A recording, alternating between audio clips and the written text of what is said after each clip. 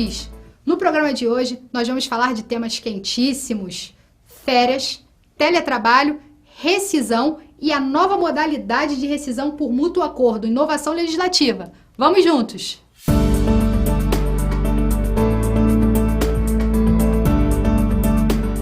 Nosso tema agora é férias e a nova redação do artigo 134 da CLT. Anteriormente, nós tínhamos um cenário em que os 30 dias eles só poderiam ser divididos em dois, ou 20 e 10, ou você vendia 10 e só tirava os seus 20 e ponto final. Agora, com a nova redação do artigo 134, nós temos a permissão legislativa para parcelar as férias em até 3 períodos. Mas não é bagunça, não deixe que seu empregado escolha assim. Um período mínimo deve ser de 14 dias e os outros de no mínimo 5. Ou seja, eu não posso dar 10, 3, 2. Eu preciso dar um período de 14 no mínimo e os outros 2 de 5, que seja da maneira que eu quiser, desde que eu respeite esses mínimos legislativos. É necessário a concordância do empregado, ou seja, eu não posso impor, olha, você vai tirar 20, depois 5 e 5. É necessário a concordância, porque é um direito que ele tem de parcelar as férias. Se ele não quiser parcelar as férias, ele não é obrigado. E é importante dizer, e essa questão tem gerado muita divergência, que o pagamento ele é proporcional aos dias, ou seja, se eu vou tirar 14 dias de férias, amanhã eu vou receber meus 14 dias de férias hoje. Se eu vou tirar os 5 dias de férias, eu vou receber 5 dias de férias. Existe uma pequena corrente doutrinária que diz que o pagamento ele deve ser integral no primeiro período de férias, mas isso não faz sentido. E a doutrina majoritária entende que o pagamento ele é proporcional, ou seja, dogoso. Se você adianta o pagamento, isso é temerário para você, porque você não sabe se de fato aquele empregado vai tirar férias. Ele pode pedir demissão, ele pode se afastar pelo INSS, no caso da mulher ela pode ficar grávida, N coisas podem acontecer. Então, o mais seguro e o que eu recomendo para você é que você pague de maneira proporcional mediante ao gozo. Outra inovação legislativa da reforma é o teletrabalho. Anteriormente, nós vivíamos num cenário de completa desregulação. Nós só tínhamos o artigo 6 da CLT, que dizia que o trabalho em meios telemáticos e eletrônicos se equiparava ao trabalho no local físico.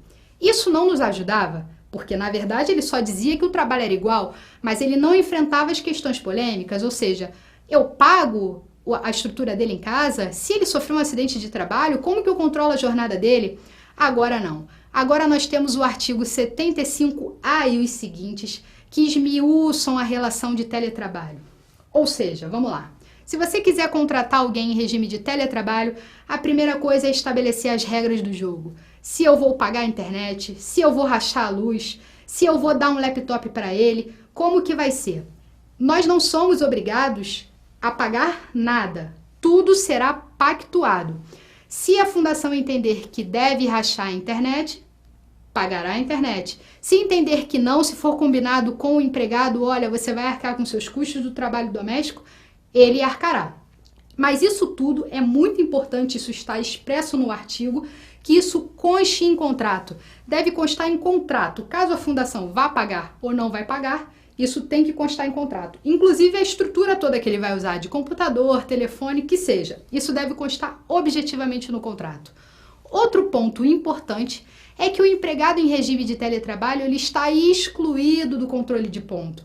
Ou seja, você não precisa controlar o horário dele. É um trabalho por tarefas. Você vai passar as atribuições desse empregado e ele vai fazer as entregas. Caso ele não faça as entregas, você toma medidas. Mas você não vai controlar a jornada. Logo, ele não é passível de horas extras. Porque não tem como você controlar que horas que ele vai fazer as tarefas que você passa. Outro ponto também muito importante é sobre a saúde e segurança do trabalho. Você não tem como monitorar a casa do empregado. Você não tem como mandar um técnico de segurança lá para monitorar como estão as condições de trabalho. Para isso, a lei deu a seguinte solução. Você deve instruí-lo para questões de segurança e saúde do trabalho. E é importante que você saiba o seguinte, a lei fala de instrução ostensiva. Ou seja, eu não posso simplesmente falar para ele uma vez na admissão sobre segurança e saúde do trabalho. Ostensivo, então eu tenho que estar sempre falando deste assunto com ele. E também é importante, e a lei exige, que ele assine um termo dizendo que tem conhecimento das questões de segurança do trabalho. Com este termo, você pode comprovar em futuras situações que você instruiu e se o empregado veio a sofrer algum acidente ou alguma questão, isso era uma responsabilidade dele. Nesse caso do teletrabalho, repito, é muito importante o contrato de trabalho, que discorra objetivamente sobre todas as questões, e, muito importante, esse termo de saúde e segurança do trabalho para que você não se enrole em eventual acidente de trabalho ou alguma questão de saúde, ou de LE, ou de DORT. Muito importante, então fique ligado. Outro tema que sofreu uma profunda alteração na CLT foi o artigo 477, famosíssimo, o artigo da rescisão. Antes, nós tínhamos um cenário de eu fui dispensado ou eu pedi demissão, tenho mais de 1 ano de empresa, vou para o sindicato homologar a minha rescisão. Além disso, a empresa, no caso de aviso prévio indenizado, tinha 10 dias para pagar minha rescisão e no caso de aviso prévio trabalhado, tinha 48 horas para pagar a minha rescisão. Agora, esqueça tudo mudou. Agora não é mais necessário a assistência sindical. Veja o que eu digo a você, não é mais obrigatório, mas caso a empresa queira continuar sendo assistida pelo sindicato, isso é possível, mas não é obrigatório. Boa parte das empresas agora está fazendo homologação em seus próprios RHs. Outra mudança importante é o prazo de 10 dias, e é importante que você atente a isso, pois isso pode te causar um prejuízo. Agora, não existem mais categorias de prazo pelo aviso prévio. O prazo ele é de 10 dias para tudo. Ressalto, 10 dias para tudo. Você tem 10 dias, independente se é aviso prévio, indenizado ou se trabalhado, para pagar verbas, para entregar guias, para sacar o fundo e para o seguro-desemprego e para baixa na carteira. Isso é muito importante.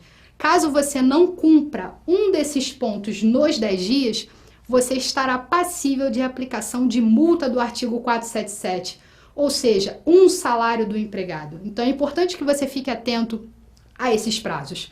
Traga a homologação para dentro da sua fundação, entregue as guias nos 10 dias e não seja penalizado, é o que eu recomendo. Uma inovação também que a reforma trouxe é a rescisão de mútuo acordo. Antes, nós não tínhamos essa possibilidade. Se o empregado quisesse sair, ele teria que pedir demissão. E se o empresário achasse que aquele empregado também não estava adequado, ele teria que demiti-lo. Não havia caminho do meio.